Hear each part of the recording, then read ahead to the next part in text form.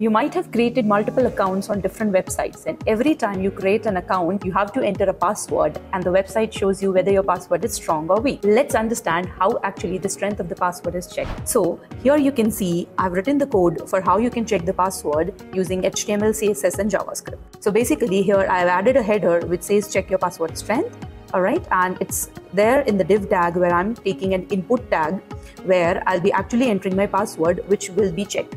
Alright, now you can see here the basic things that actually works behind it is the JavaScript.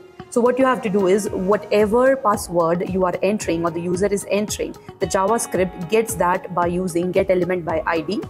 Alright, and then we are adding an event listener here on the input. So let's see how it works. Okay, so here what I've done is basically the variable strength is assigned to be 0, and then we are checking the length, that the length should be greater than or equal to 8, and it should have letters between capital A to Z, and it should also have special characters. Then every time this variable strength is going to increase. If this is not there, right, then it should be as a weak password.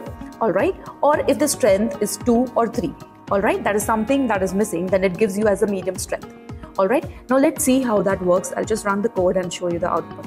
Now you can see here we have this box over here which I've added some kind of CSS, added background color, and you can see here this is how it looks like. So what I'm going to do is I'm going to type some password over here, some caps.